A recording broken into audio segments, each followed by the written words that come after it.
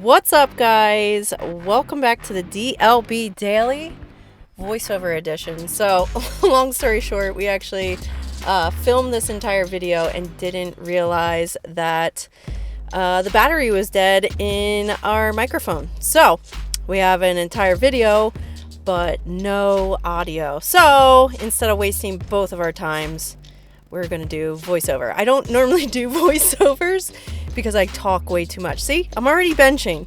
We're already on bench. So a couple things with, I think we focused on like my arch rate here is I get the questions like, isn't arching like bad for your back? Guys, no. It's actually a safer position for your shoulder. Your back isn't what you need to worry about while bench pressing. It's your shoulders. Arching your back while lying down doesn't load your spine like a squat and deadlift. When you squat and deadlift, no, you don't want to arch because you're top loaded and you're compressing your spine. So yes, you want to keep your back in line as much as possible. Also safer for your shoulders because with arching, you want to keep that ball in your socket, and actually arching your back helps draw the ball deeper into your socket, and you're able to use your upper back to pull your shoulder blades together. And if you have a strong bench, then you have a strong back. So this is actually just a stronger position overall. This is why powerlifters use this. So today we started off with bench, and all those other sets were just my warm-up sets to get to a 5-rep max. So today we were doing one set of a 5-rep max. So you just warm up, keep doing 5 reps, and keep going up in weight until you don't think you can do 5 reps with the next weight. So we've been out of the gym for a very long time now. For the last 3 months, we've been doing like dumbbell only, and I know you guys have been training at home, and most people don't have heavy weights. Even me, our weights that we have at home only go up to 45 pounds. So do not feel frustrated. I was a little frustrated because that was only 135, 45. That was only 155. Eesh. That should be so much higher. But don't get frustrated. Look at my. I'm sorry. I'm just looking at my crazy hair right now. Don't get frustrated with, especially this might be your first week back to the gym. Don't get too frustrated with how weak you might be. Gosh, see, I'm still talking about bench press, and we already moved on to the next thing. But don't be upset if you're not as strong as you were 3 months ago. We'll get back to it. So today on bench, we did a one 5-rep max, and then we did 4 working sets of 5 at 90% of that 5-rep max. I don't know, I remember what it equaled, but it was about 135. So then I did 4 sets at 135 for 5 reps. We're now on to the decline key press. So basically a key press, it's very similar to like an Arnold press. You can actually rotate all the way around, but you're going to be starting with your palms facing you. And then as you rotate up, just like if you were doing an Arnold press, shoulder press, the palms start out facing you, and then you rotate so that your palms are facing away. We're making the movement just a little bit smaller, and we're ending so that our hands are in a neutral grip at the top. So decline is great. I love decline bench. We don't actually have a decline, so I obviously made a flat bench into a decline just by putting something under it. You can put plates under it, but decline hits that lower chest so well, which I think gives you, girls, I know you guys don't all like to bench press, but it helps lift your chest or your boobs if you have boobs. I think it gives them that lift. It also limits the involvement of your shoulder more so than your flat bench and incline, which I think have a lot of anterior front delt. And if you're like me, my front delt usually takes over. So the decline bench actually takes your shoulder out of it a little bit. And then we added the key press just for something different. because, God, I'm so far behind. We're on to the next thing. The key press, I love the bottom of it because you get a deeper stretch at the very bottom. And then as you rotate up, you're getting a really good squeeze. We then move on to a kneeling landmine press. I am using a T-bar row machine. Some gyms will have one of those little contraptions that are, I remember I called it a barbell condom. I wish that. I think he cut that out of it, and obviously there's no voice. But you basically like slide the barbell into this little tube, and it's on like this little axis so that you'll be getting the same position. I'm doing it from the kneeling position because of the movement.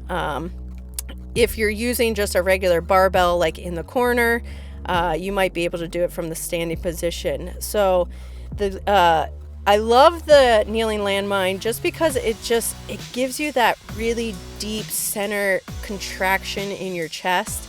And you're going to feel a lot of front delts, which I don't know, for me, if you've been following the DLB Daily, I generally tend to throw delts in chest day anyway, because who doesn't like just a little more shoulder involvement? I just like big delts, so if I can throw them in there. So obviously like plate raises, again, they're a little bit of front delts, but it is also really good for upper chest. So this set that we're doing 4 sets. You're doing 8 to 10 reps on the kneeling landmine press, and then you're going directly to the front plate raise for about 10 to 12 reps. I remember here I was at the beginning I was talking about like hand placement. I don't think you can see it from here, but I just keep my thumbs right side by side next to each other. And here, keeping your back pretty straight up and down, bring the barbell all the way down to your chest. Ooh, my back looks good. I obviously squatted the other day because I got some scratches on my back. And then you're pushing straight up, really squeezing that center of your chest and your shoulders. And here we're just kind of finishing off our shoulders and our upper chest with some front plate raises. I love plate raises. Great overall exercise. I'll do them a lot on shoulder day, and I also really like them on chest day. I think it's just a really, really good burn the whole way around. Look at me. I caught up. Oh, okay, now we're back in it. I caught up. Now we are going to move on to cable flies. I'm so excited to be back in the gym with you guys. I'm not a huge fan of dumbbell flies at all. I'd much rather do flies on a cable every day of the week. I like the constant tension. I like that you don't have to worry about like the dumbbells wobbling. And also I think it's just better on your shoulders. I don't typically like to do any kind of dumbbell flies like on a bench. It just puts your shoulder in a vulnerable situation. And here on cables, you're not really in a vulnerable situation. Yeah, I think I'm explaining. Obviously, I'm explaining like what I usually feel like I look like when I'm doing dumbbell flies. Here is just constant good tension throughout the range of motion. You don't have to worry about like, oh my God, when you come down, the weight being, it's all shoulder. And just the top part, like when you're doing dumbbell flies, I feel like it's so much more shoulder than chest. And when I do cables, I feel like it's more chest than anything else. So this set is a little combination set. We're starting off with standing cable flies, and then we're going into standing cable presses. So the difference between the flies and the presses is going to be all in the elbow. So with cable flies, my arms are always have like a slight bend in my elbow, and then you're going to keep that tension on your elbow. You're not going to move it, you're not going to bend it. You're going to stay in that fixed position with your flies. So you're going 8 to 10 reps into the flies.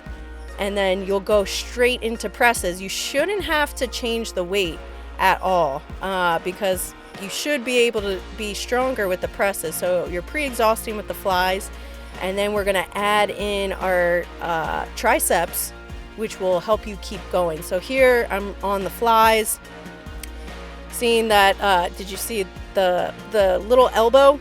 My tiny little elbow, it was slightly bent, but it wasn't moving. So here, now I'm bringing it back just like you would for a dumbbell chest press. Elbows draw back, nice and wide, and then you're pushing through. So you don't need to move weight around. You just go from flies directly to the press, and then you dance a little bit afterwards. And next, and no, this is not the last. I remember I tricked you guys. This was going to be the last movement, but we have something at the very end to finish us off.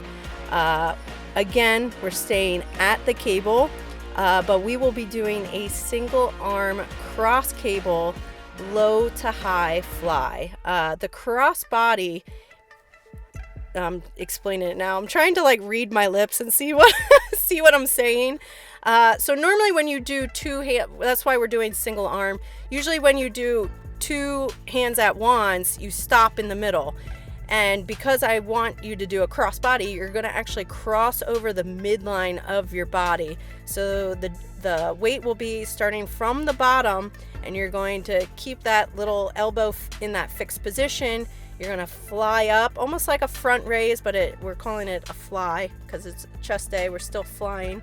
So this would be like an incline, low to high, cross body. Dana, just start doing it. What am I even talking about right now? Keep your core tight. Oh yes, I was talking about core tight. Anytime you do, I'm having a ball just trying to figure out what I'm saying. Anytime you do one arm at a time, like single, like unilateral, whether it's legs or arms, you're going to involve your core a lot because the weight's on one side, so you got to keep your core tight. And now I'm explaining how you're going to cross over your midline. So you're going all the way across so that you're basically going to your opposite shoulder. And like you can see, to stay in a nice still position, you got to keep your abs tight. So this is just a bonus, a little bit of a core move. So that's the little back view. Coming up and all the way across. So just really like the range of motion is just a little bit greater. And I like to do this more of like an underhand, just like you would do if you don't have a cable machine. You can do this same movement just using dumbbells. So I think the rep range is just 4 sets, 10 to 12 each side. Let's just take a minute and just watch me work, guys. Just watch me work. I'm looking lean today. I don't know why. I like saw this video and I was like, I don't remember. I'm about it. I'm so about it. And how about the new sports bras? So if you've been seeing me wear, I feel like I've been wearing the same outfit every single day. It's because of these sports bras. I have been designing this sports bra forever, and it will be coming out soon. We just got our final fit samples in, so they are in the works. They will be here in just a couple weeks. So that high neck is just so flattering, and the cut so good. I'm not even talking about exercise anymore. I'm just mirroring my sports bra. I'm just so obsessed. But these crossbody flies are amazing. This is the one that I threw in there. So you're doing push-ups, 50 reps total. You have one set, and you break them up as you can. So if you can do all 50 in a row, that's dope. I'm just kind of signing out as we do this. My shoulders look so good. Anyway, one set, 50 reps, broken up however you can. If you need to do 5 sets of 10, that's fine. Or just do 50 in a row. So thank you guys so much for watching. The video's obviously over. I'm still talking. I don't know. Did you guys enjoy this? Did you enjoy the voiceover? Let me know. Comment below. Like, subscribe, comment, and tell me if you like this style of video. This is new for me. I obviously talk usually way too much and I can't keep up, but thank you guys for watching. We'll see you next week on the DLB Daily.